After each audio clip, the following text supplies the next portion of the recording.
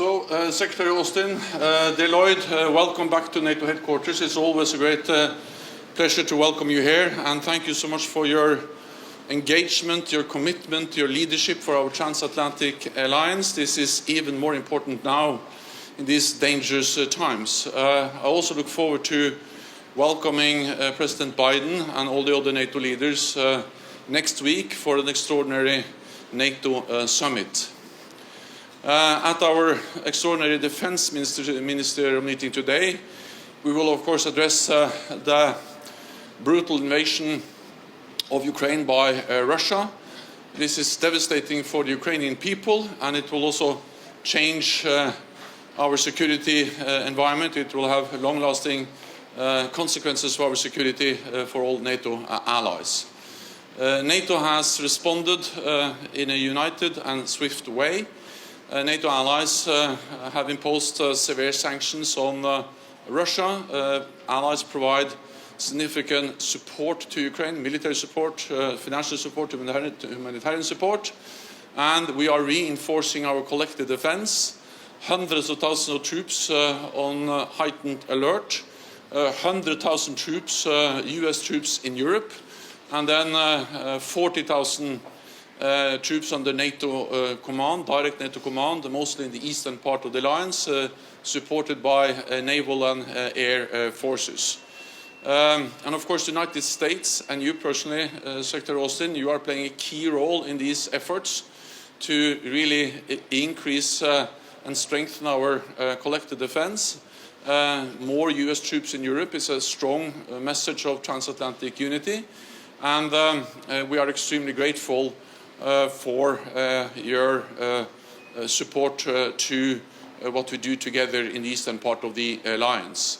I have met US troops over the last couple of weeks in Estonia, in Latvia, in Poland, in Romania, and I'm always struck by the commitment, by the professionalism of the US men and women in uniform, and there is no other stronger message of transatlantic unity than having forces from North America serving in Europe.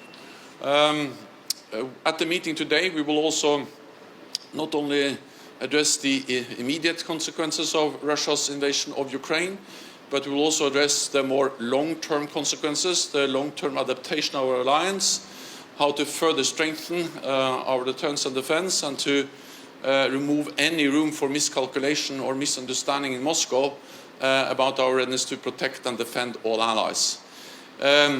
NATO has the responsibility to ensure that this crisis do not escalate beyond Ukraine, and that's also the reason why we have increased the presence in the eastern part of the alliance.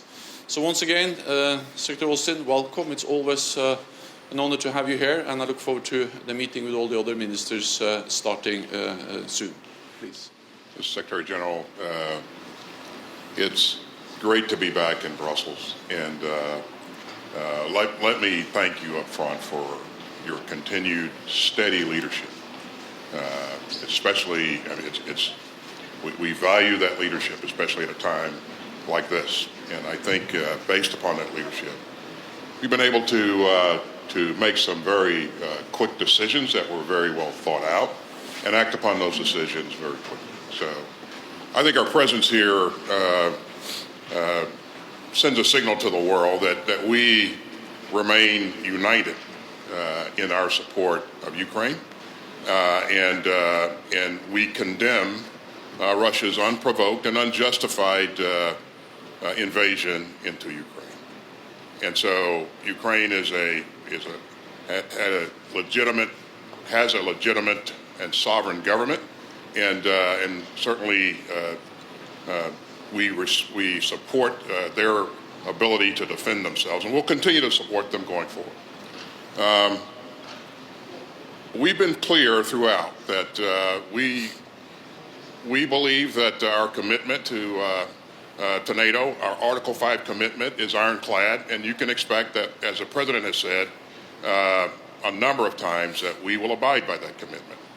And so, Jens, it's great to be back here again. I look forward to a good day of discussions. And again, thank you for your leadership, and thanks to all of my colleagues for what they've continued to do to remain united in their support of Ukraine.